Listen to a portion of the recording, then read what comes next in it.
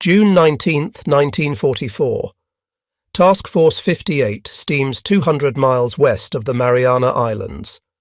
USS Enterprise, USS Lexington, USS Bunker Hill, USS Yorktown, and 11 other carriers launch Grumman F6F Hellcats toward the approaching Japanese fleet.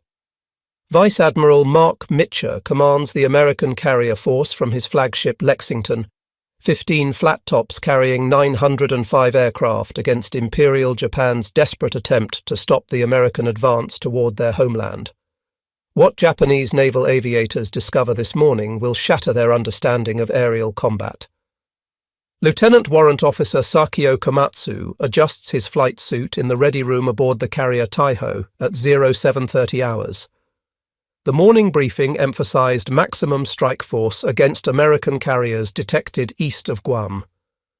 Intelligence reports indicate 15 large flat tops operating in 3 task groups southwest of Saipan. Komatsu prepares to fly escort for the second attack wave that promises to deliver a decisive blow against the American invasion fleet. His aircraft carries a centerline drop tank extending range to over 1,000 nautical miles, transforming the nimble fighter into a long-range escort platform. The attack doctrine emerged from Japan's successful operations in 1941 and 1942. Carrier-based strikes against Pearl Harbor, Darwin and Ceylon achieved devastating results through coordinated attacks by experienced pilots flying superior aircraft. Commander Minoru Genda developed tactics that maximized the Zero's exceptional maneuverability and range advantages against Allied opposition. The concept relies on exploiting the Zero's ability to outturn any enemy fighter while maintaining longer combat endurance than American aircraft. A skilled pilot could dominate aerial engagements through superior positioning and energy management, regardless of numerical disadvantage. Task Force 58 represents America's most powerful carrier deployment since the war began. The 15 carriers include 6 Essex-class vessels displacing 27,000 tons each, with reinforced flight decks designed to operate heavier aircraft. This construction philosophy differs fundamentally from Japanese carriers, with their lightweight structures optimized for maximum aircraft capacity. American designers prioritize durability and damage control over pure numbers, accepting reduced speed in exchange for enhanced survivability against enemy attack. The F6F Hellcat entered service in late 1943 as a direct response to combat experience against the Zero. Grumman engineers designed the aircraft specifically to counter Japanese fighters, using lessons learned from captured Zero specimens and pilot reports. The Hellcat weighs roughly 12,000 pounds fully loaded with a 2,000 horsepower Pratt & Whitney R 2800 double wasp engine providing 380 miles per hour maximum speed. Armor protection includes 212 pounds of plate steel protecting the pilot, oil cooler and oil tank. Self-sealing fuel tanks prevent catastrophic fires from enemy gunfire. 6.50 caliber Browning machine guns with 400 rounds per gun provide firepower exceeding any Japanese fighter's armament. The Japanese formation launching from carriers Taiho, Shokaku and Zuikaku includes 128 aircraft approaching Task Force 58 from the west at 24,000 feet altitude. The pilots observe no American aircraft during their initial approach, suggesting tactical surprise against the enemy fleet. Many pilots in the formation completed training just months earlier, with less than 100 hours total flight time. The accelerated training program condensed what previously required 3 years into just 6 months due to mounting pilot losses throughout 1943. Basic combat maneuvers received minimal attention while navigation and formation flying occupied most training hours. Carrier landing practice averaged just 5 successful traps before operational deployment. Lieutenant Junior Grade Takeshi Yamamoto represents one of the few experienced pilots remaining, with over 600 combat hours accumulated since 1941. His experience includes missions over the Dutch East Indies and Rabaul, where Japanese naval aviation previously dominated encounters. The Zero's reputation for invincibility remained intact through 1942, despite increasing Allied resistance. However, the Guadalcanal campaign revealed troubling trends as American pilots developed effective counter-tactics against previously unstoppable Japanese fighters. The thatch-weave defensive maneuver negated the Zero's turning advantage, while hit-and-run attacks exploited its lack of armor protection. Ensign Hiroshi Tanaka flies as Yamamoto's wingman, having graduated from abbreviated flight training just 10 weeks earlier. His total flight time amounts to 75 hours, with only theoretical knowledge of aerial combat tactics. The fuel shortage forced elimination of advanced combat training, while ammunition scarcity limited gunnery practice to static ground targets. Most new pilots never fired their weapons at moving aerial targets before entering combat. The contrast between veterans and replacements creates severe tactical limitations within Japanese formations. Experienced pilots must simultaneously engage enemy fighters while protecting inexperienced wingmen who lack situational awareness. This burden reduces overall formation effectiveness, as veterans cannot fully exploit their skills while shepherding novices through their first combat experiences. American radar operators aboard USS Yorktown detect the incoming Japanese formation at 150 miles distance, providing 20 minutes advance warning before visual contact. Fighter Director Officers vector combat air patrol fighters toward specific intercept coordinates using precise radar plotting.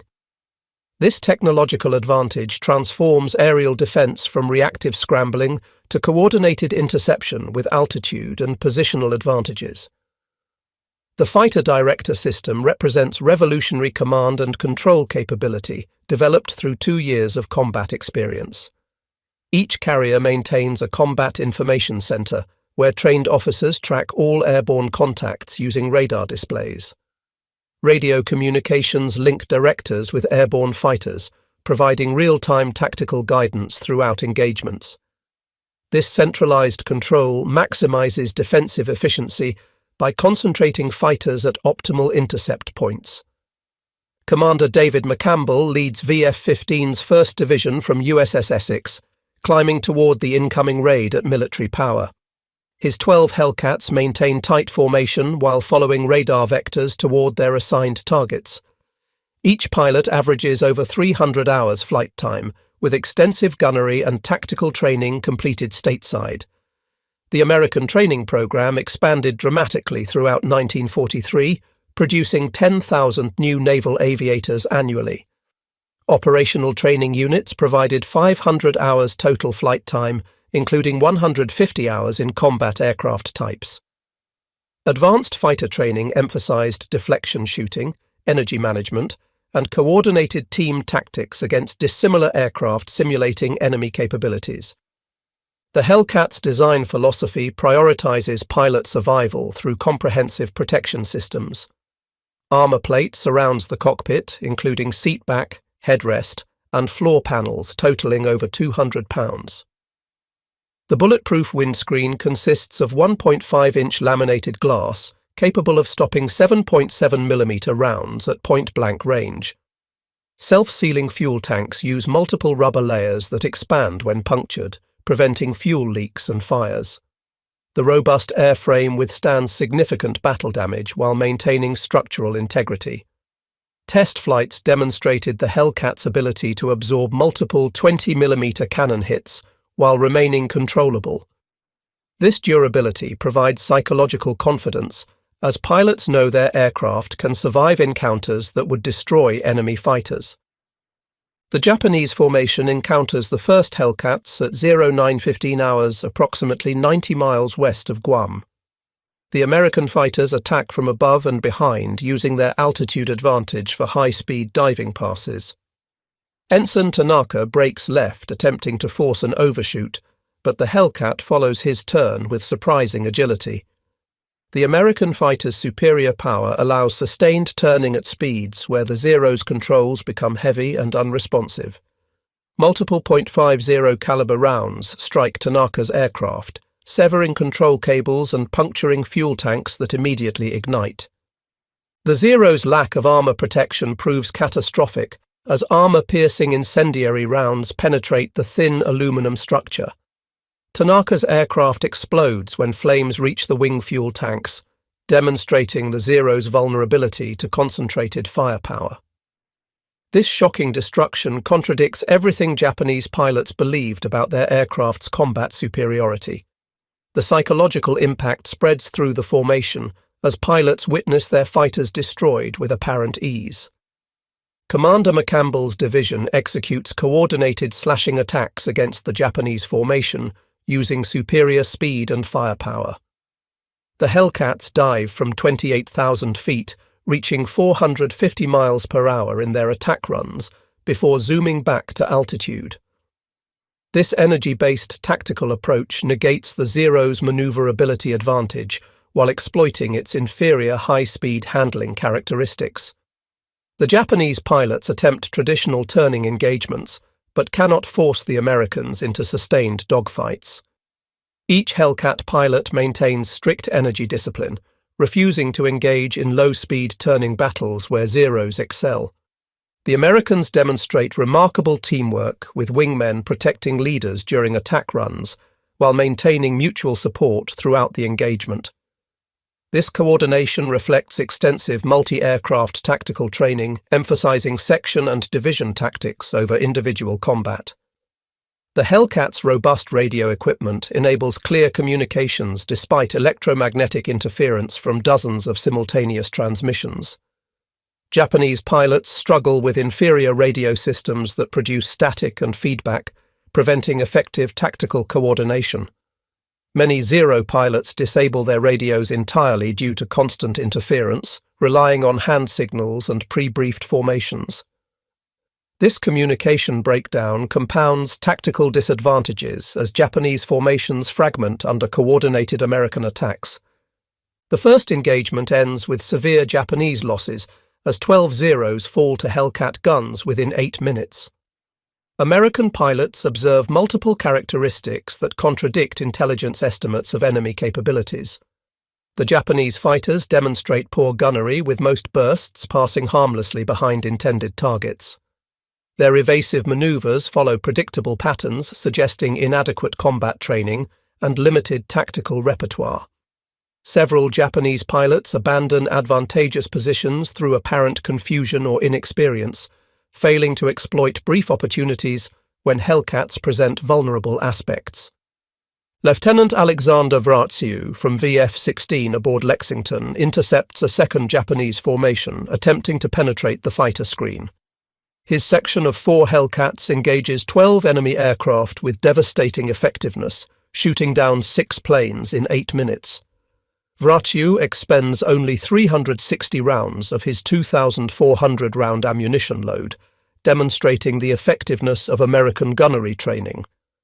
The concentrated firepower of 6.50 caliber guns proves overwhelming against the Zero's fragile structure.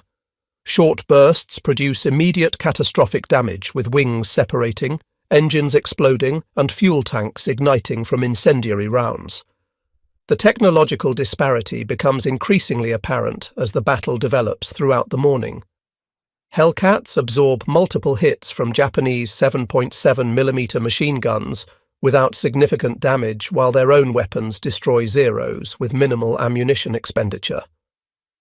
American pilots report enemy aircraft disintegrating under concentrated fire, often exploding after just 2 or 3 seconds of accurate shooting. The Zero's 20mm cannons pose a theoretical threat, but low muzzle velocity and limited ammunition reduce their practical effectiveness. Most Japanese pilots exhaust their cannon ammunition quickly through poor fire discipline, leaving only rifle-caliber machine guns for subsequent engagements.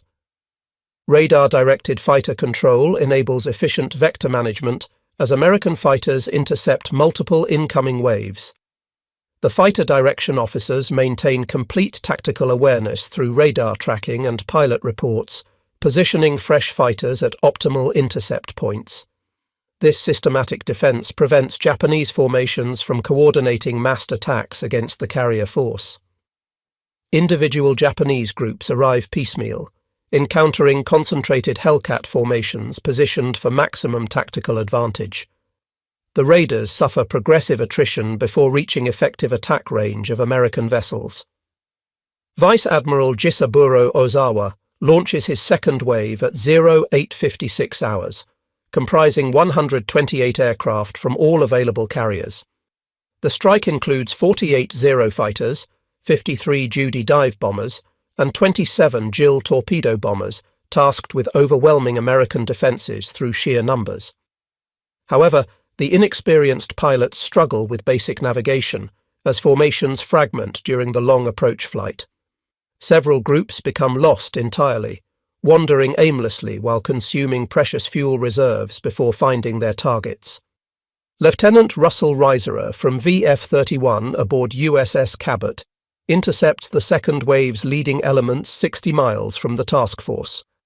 His division of Hellcats attacks from up-sun, achieving complete tactical surprise against the enemy formation. The Japanese pilots fail to maintain proper lookout doctrine, allowing the Americans to approach undetected until opening fire. Within minutes, 5 enemy aircraft spiral toward the ocean, trailing smoke and flames from catastrophic structural damage. The surviving Japanese aircraft attempt to continue their attack run, but encounter successive Hellcat formations positioned at different altitudes. Each American interception follows similar patterns, with diving attacks from superior altitude, followed by zoom climbs back to perch positions. The Hellcats maintain energy advantage throughout engagements, dictating combat terms while denying Japanese pilots opportunities for effective retaliation. This tactical dominance reflects superior aircraft performance combined with extensive energy management training that maximizes the Hellcat's advantages. Japanese pilots trained for close-range maneuvering combat find themselves unable to engage effectively at high speeds, where the Zero becomes unmaneuverable. The second wave's attack on Task Force 58 achieves minimal results as survivors penetrate the fighter screen in scattered groups. Anti-aircraft fire from screening destroyers and cruisers creates dense barrage patterns that further disperse attacking formations. The few Japanese aircraft reaching the carrier's encounter concentrated defensive fire from multiple vessels firing proximity-fused shells. Only one torpedo bomber successfully launches its weapon, which USS Indiana easily evades through timely maneuvering. Commander McCampbell, leading VF-15's second strike, encounters the third Japanese wave at 1100 hours. His formation of 12 Hellcats engages over 40 enemy aircraft in a running battle lasting 20 minutes. McCampbell personally destroys 7 Japanese planes, while his wingman Lieutenant Roy Rushing accounts for 4 additional victories. The engagement demonstrates the cumulative effect of American training advantages as experienced pilots exploit every enemy mistake. Japanese formations dissolve into individual aircraft maneuvering defensively, abandoning their attack mission to survive overwhelming fighter opposition. Lieutenant Commander Kenji Suzuki observes the third wave's destruction from his damaged Zero struggling back toward the Japanese fleet. His aircraft bears multiple .50 caliber holes through wings and fuselage, with one elevator cable severed and the engine running rough.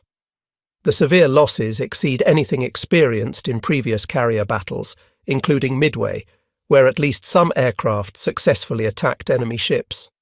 Today's operations achieve virtually nothing while losing dozens of aircraft and irreplaceable pilots to enemy fighters.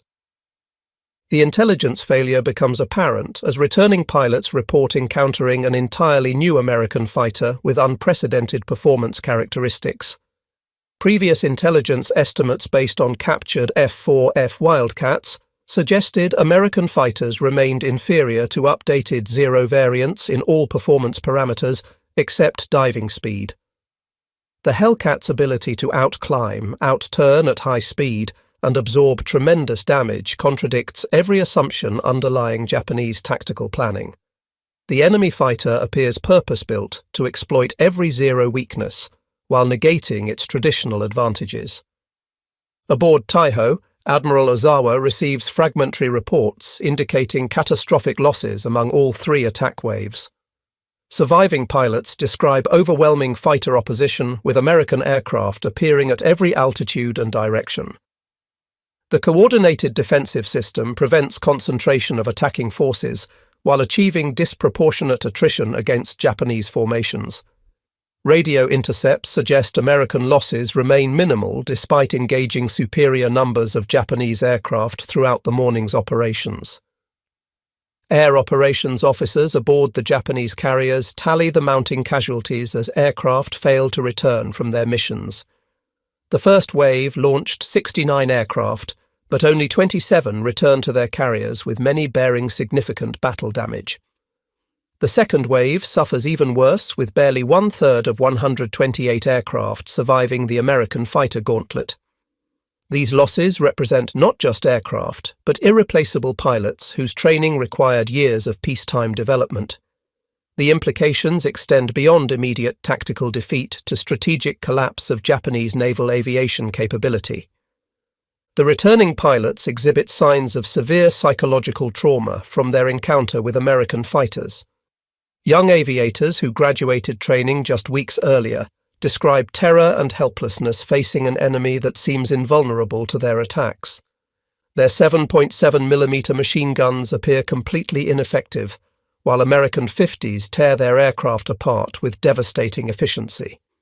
The myth of the Zero's invincibility shatters completely as pilots witness squadron mates destroyed without opportunity for effective resistance. Veteran pilots like Yamamoto struggle to comprehend the reversal of aerial superiority they enjoyed throughout the war's early years. The tactical methods developed through successful campaigns in China, Southeast Asia, and the Pacific no longer function against this new American fighter. Years of combat experience become meaningless when the enemy refuses engagement on terms where Japanese pilots excel. The psychological foundation of Japanese naval aviation, built on technical superiority and pilot skill, crumbles in a single morning's combat.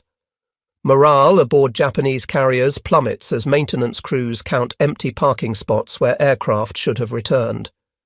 The flight decks, designed to operate 75 aircraft each, now hold scattered remnants of once powerful air groups. Mechanics and armourers who prepared aircraft for the morning's strikes stand idle with no machines to service or weapons to load. The human dimension of defeat becomes apparent as friends and squadmates fail to return from what promised to be a decisive victory. Admiral Ozawa contemplates the implications of continuing operations with drastically reduced air groups. The fourth wave of 82 aircraft prepared for launch, but reconnaissance reports indicate the American carriers maintain full combat capability despite 3 massed attacks. The sacrifice of additional pilots and aircraft seems pointless against an enemy that demonstrates overwhelming tactical and technical superiority. Yet withdrawal abandons the Saipan garrison and acknowledges defeat in what Japanese planners considered the decisive battle for Pacific supremacy. The communication breakdown between senior commanders and flying personnel becomes critical as accurate battle assessment proves impossible. Surviving pilots provide conflicting reports about enemy strength and capabilities, while staff officers struggle to compile coherent tactical analysis. The traditional Japanese emphasis on spiritual determination over material factors prevents honest evaluation of American advantages. Many commanders refuse to acknowledge that enemy fighters could so completely dominate their naval aviators regardless of numerical superiority. The F6F Hellcat's dominance stems from comprehensive design advantages addressing every aspect of aerial combat. The Pratt & Whitney R2800 double Wasp engine produces 2,000 horsepower, nearly double the Zero's 1,130 horsepower Sakai 21 engine. This power advantage translates into superior climb rate, acceleration, and high-altitude performance, where thin air reduces the Zero's already marginal power-to-weight ratio. The Hellcat climbs at 3,500 feet per minute compared to the Zero's 2,600 feet per minute, enabling American pilots to maintain energy advantage throughout engagements. The Hellcat's armament of 6.50 caliber Browning machine guns with an ample loadout of 400 rounds per gun delivers devastating firepower with excellent ballistic characteristics. Each gun fires 850 rounds per minute with a muzzle velocity of 2,900 feet per second, maintaining flat trajectory and hitting power at combat ranges. The total firepower exceeds 100 rounds per second of armor-piercing incendiary ammunition capable of penetrating engine blocks and igniting fuel tanks. The ammunition supply provides 30 seconds of sustained fire, allowing multiple engagement opportunities without ammunition conservation concerns. The Zero's armament combines two 20mm Type 99 cannons with two 7.7mm Type 97 machine guns, presenting theoretical firepower advantages through explosive cannon shells.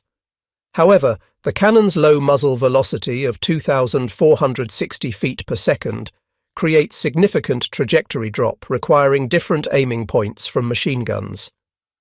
Limited ammunition of 60 rounds per cannon forces pilots to conserve fire, reducing practical rate of fire during extended engagements. The 7.7mm machine guns lack stopping power against armoured American fighters, while their 700 rounds per gun cannot compensate for inadequate penetration capability. American radar technology provides decisive tactical advantages through early warning and fighter direction capabilities. The SK Air Search radar detects aircraft at 100 miles range, while SM height-finding radar determines altitude within 500 feet accuracy. This information feeds into combat information centers, where trained officers plot all contacts on vertical display boards. Fighter director officers vector defending fighters using VHF radio equipment, providing clear communications despite atmospheric interference. The integrated system transforms aerial defense from individual pilot initiative to coordinated tactical operations, maximizing defensive efficiency.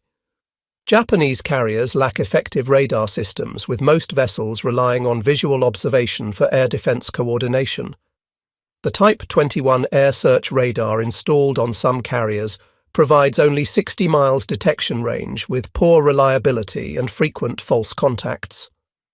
Without height-finding capability or integrated fighter direction, Japanese combat air patrols operate independently using pre-war tactical doctrine. The absence of centralized control prevents efficient fighter allocation against multiple incoming raids, while limiting tactical flexibility during engagements.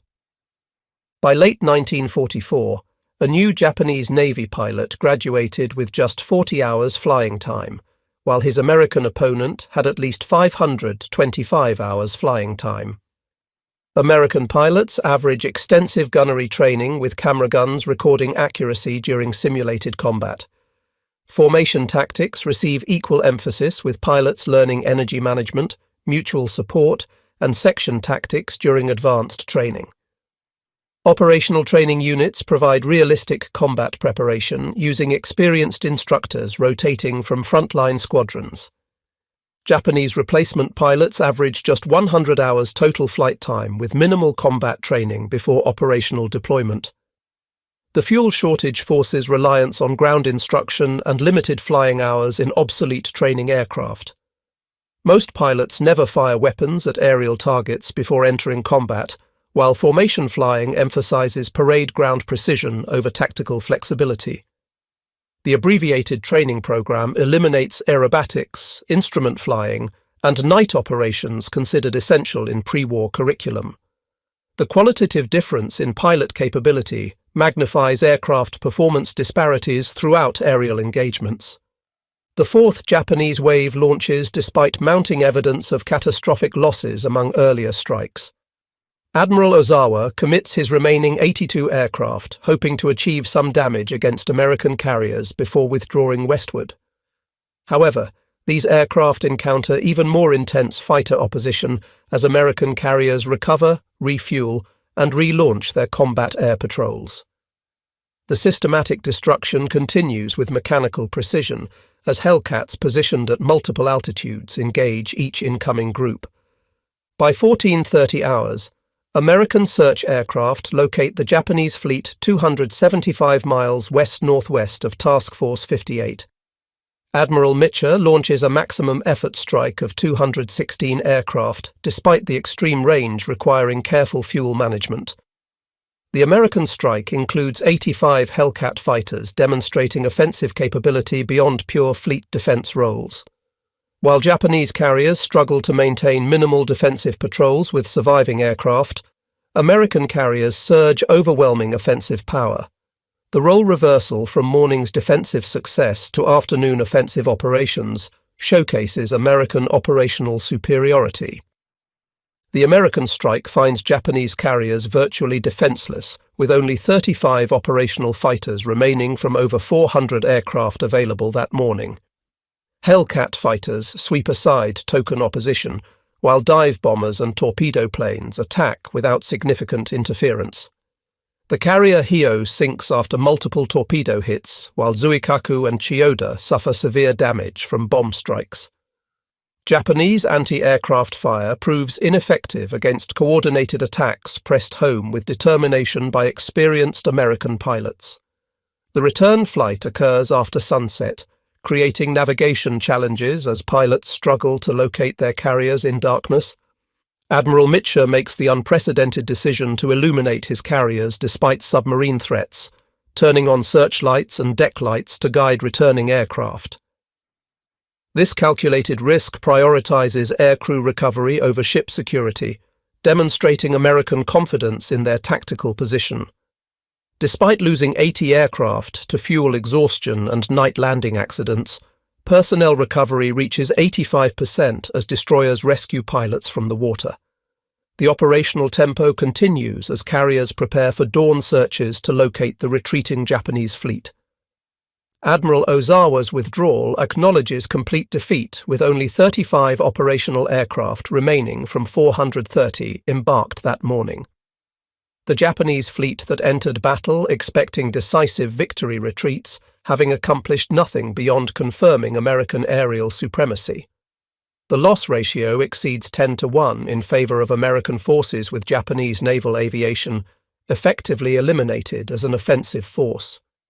The implications extend beyond immediate tactical defeat, as Japan lacks resources to rebuild carrier air groups before American forces approach the home islands. The Battle of the Philippine Sea demonstrates that technological superiority combined with superior training can completely negate enemy tactical doctrine regardless of determination or experience. Japanese naval aviation built its reputation on superior aircraft and extensively trained pilots, achieving decisive victories throughout 1941 to 1942. The Zero fighter dominated every opponent through exceptional maneuverability and range, while pilots accumulated combat experience across multiple campaigns. This combination created psychological supremacy, where Allied pilots entered combat expecting defeat against Japanese fighters. The Hellcat's introduction reverses this dynamic completely through purpose-built design, specifically countering Japanese advantages. American designers accepted weight penalties for armor and self-sealing tanks, creating an aircraft that survived damage that destroyed Zeros instantly. The powerful engine provided performance margins, allowing pilots to dictate engagement terms while avoiding situations where Zeros excelled. The massive firepower of 650 caliber guns overwhelmed Japanese aircraft structures designed for minimum weight rather than battle damage resistance. The American training system's expansion demonstrates industrial-age warfare's triumph over craftsman tradition.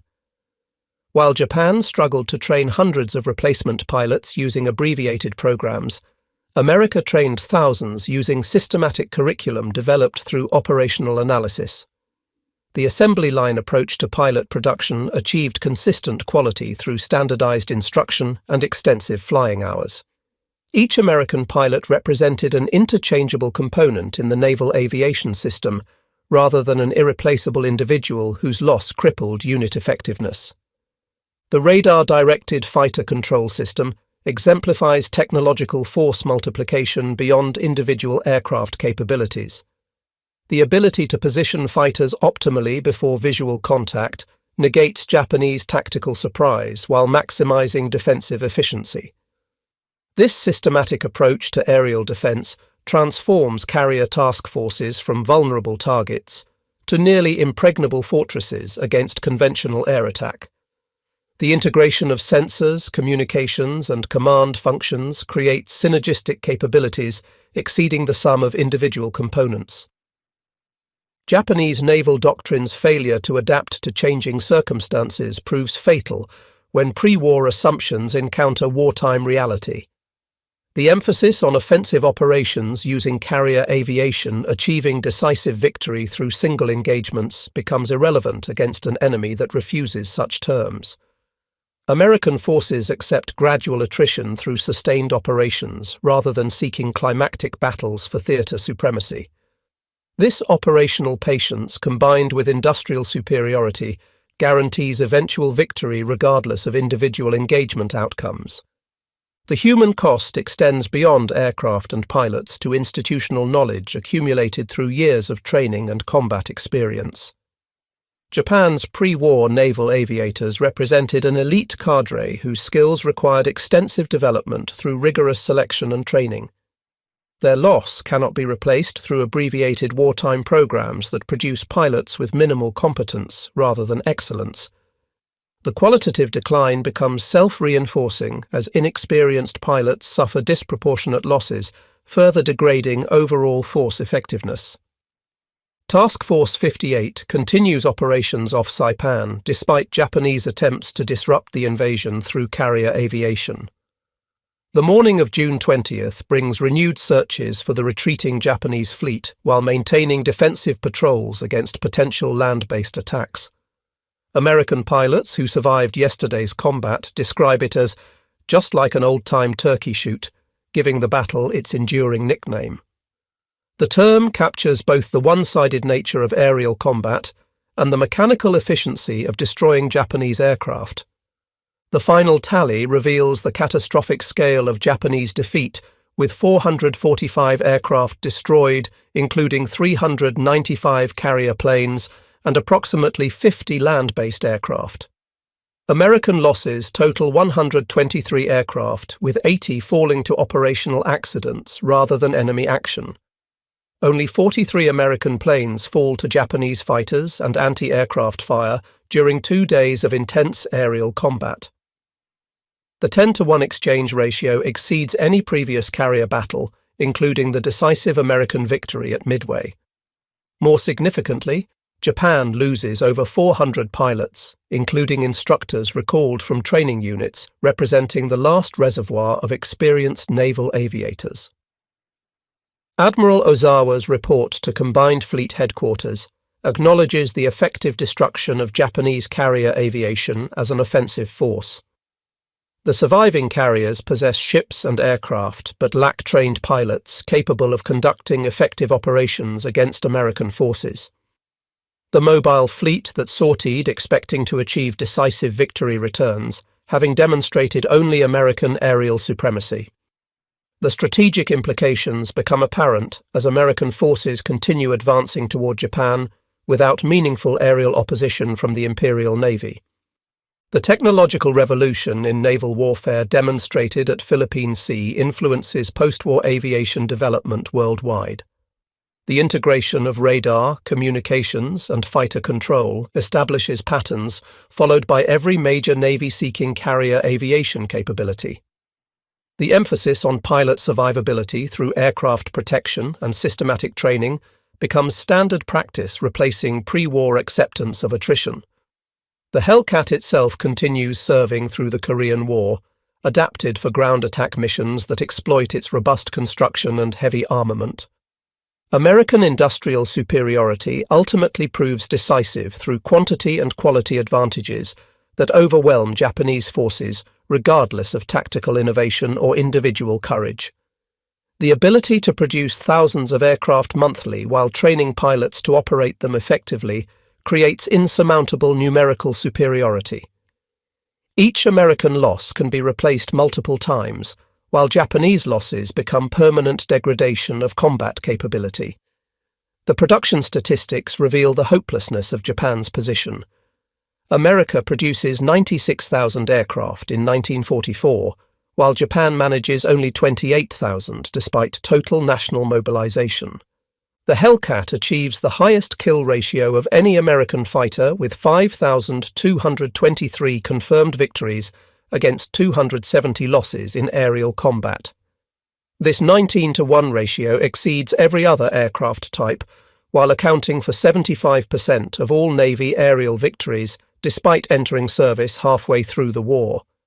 The F6F validates the design philosophy prioritizing pilot survival and firepower over pure performance metrics.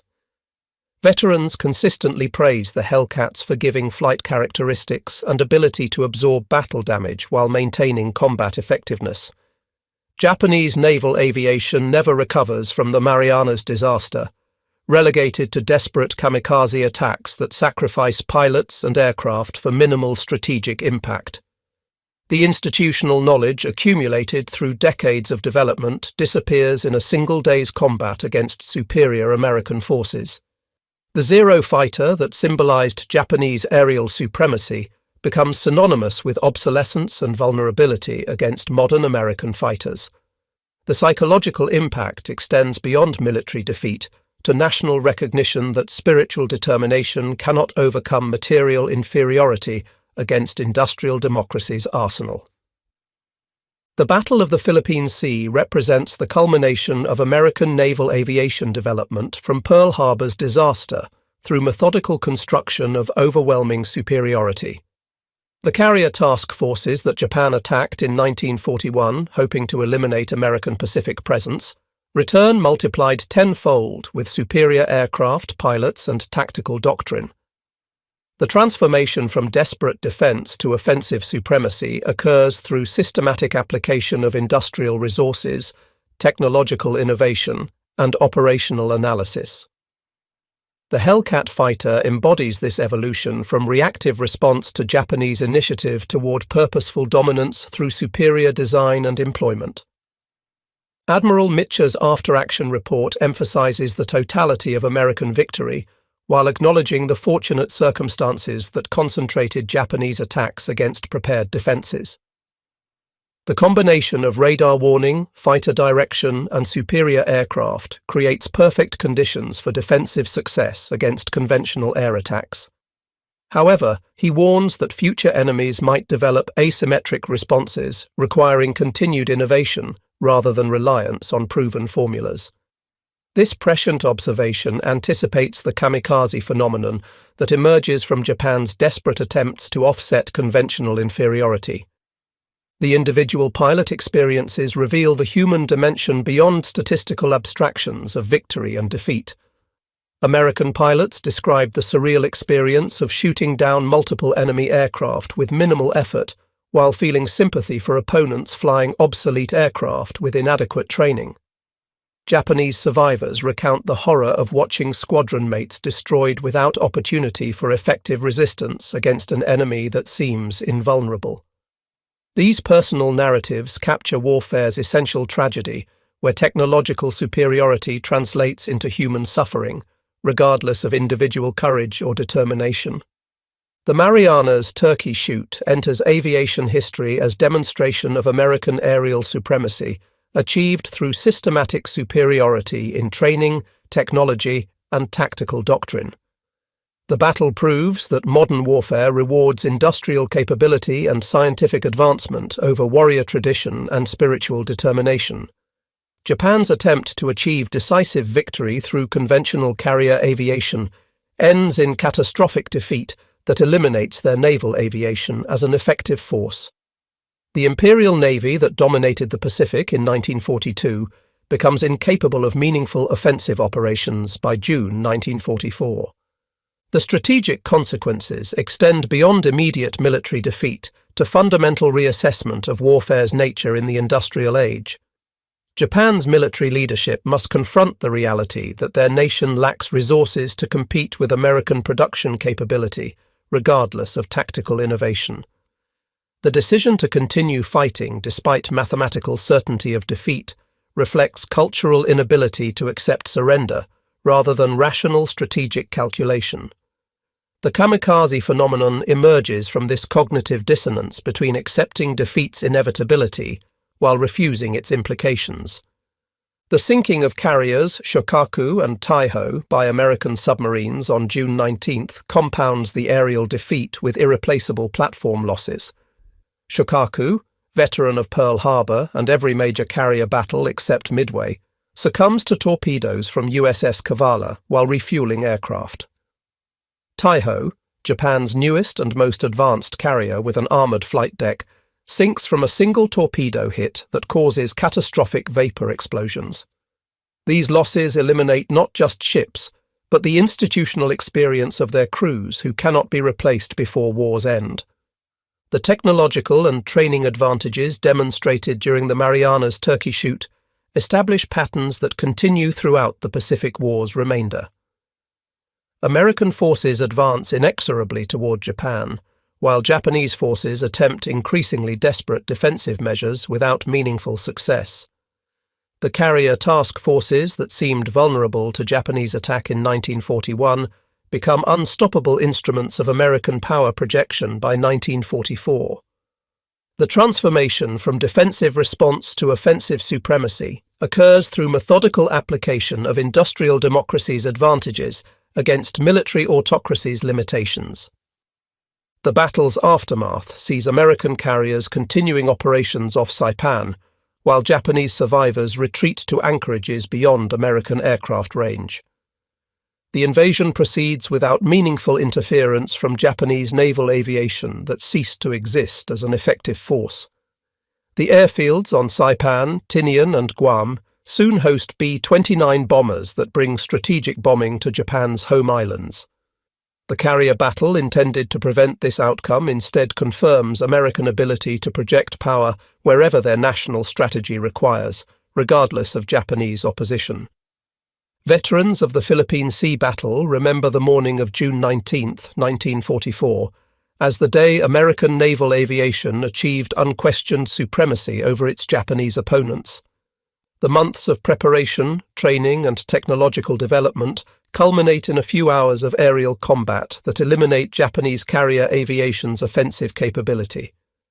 The Hellcat fighter proves itself as the weapon that transforms American carriers from vulnerable targets into dominant instruments of naval power.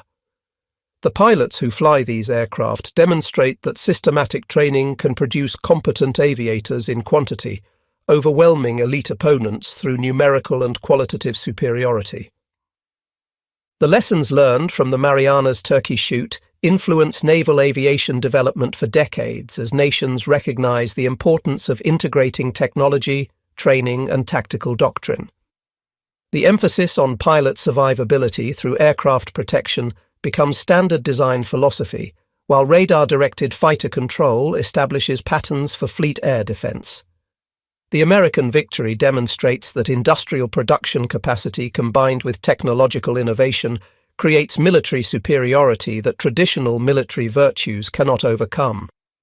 The battle stands as testament to democracy's ability to mobilize resources effectively against authoritarian aggression when national survival demands total commitment. The human cost measured in Japanese lives lost during futile attacks against superior American forces represents warfare's essential tragedy, where courage cannot overcome material disadvantage. Young Japanese pilots who dreamed of glory defending their homeland instead die in obsolete aircraft, overwhelmed by an enemy they cannot effectively engage. Their sacrifice achieves nothing beyond demonstrating American superiority while depleting Japan's remaining reservoir of trained aviators. The survivor's guilt experienced by pilots who return from missions where squadron mates perish becomes a defining characteristic of Japanese naval aviation's final period. The F6F Hellcat's success validates the design philosophy that prioritizes pilot survival and consistent performance over exceptional capability, requiring exceptional skill. Average American pilots achieve extraordinary results flying aircraft that forgive mistakes while delivering devastating firepower against fragile opponents. The Zero that demands perfection from its pilots while offering no margin for error becomes a liability when pilots lack extensive training and combat experience. The contrast between design philosophies reflects deeper cultural differences about valuing human life versus achieving military objectives regardless of cost. The Battle of the Philippine Sea marks the end of carrier aviation as a balanced competition between opposing forces with complementary advantages. American technological and training superiority creates conditions where combat becomes execution rather than contest with outcomes determined before engagement begins. The Japanese pilots who launch from their carriers on June 19th fly into predetermined destruction, lacking any realistic capability to achieve their objectives against prepared American defenses. The turkey shoot metaphor captures this essential imbalance where one side holds overwhelming advantages that guarantee victory regardless of enemy actions. The strategic implications of the Marianas turkey shoot extend throughout the Pacific War's remainder, as Japan cannot rebuild carrier aviation capability before eventual defeat. The pilots lost during one morning's combat represent years of training investment that cannot be replaced through abbreviated programs producing marginally competent replacements. The institutional knowledge accumulated through decades disappears when experienced pilots die without opportunity to transfer their skills to the next generation. The qualitative collapse becomes irreversible as inexperienced pilots suffer disproportionate losses in subsequent operations, further degrading overall effectiveness. The morning of June 19, 1944, witnesses the destruction of Japanese naval aviation as an effective military force through systematic demonstration of American superiority. The F6F Hellcat fighter serves as the principal instrument of this victory, combining protective design, powerful armament, and superior performance in an aircraft that average pilots can employ effectively. The integration of radar warning, fighter direction, and coordinated tactics creates defensive efficiency that overwhelms Japanese attacks regardless of determination or tactical innovation. The battle proves that industrial democracy's arsenal can produce military superiority through methodical application of technological and training advantages against traditional military opponents who rely on spiritual factors to overcome material disadvantages. The Marianas turkey shoot enters history as the decisive moment when American naval aviation achieved supremacy that continues through the Pacific War's conclusion. The Japanese carriers that once projected power throughout the Pacific become floating targets for American aircraft they cannot effectively oppose. The transformation from Pearl Harbor's vulnerability to Philippine Sea's dominance demonstrates democracy's capacity for military regeneration when facing existential threats. The battle stands as proof that freedom's arsenal, properly mobilized and directed, can defeat aggression regardless of initial advantages held by authoritarian opponents who mistake temporary superiority for permanent dominance.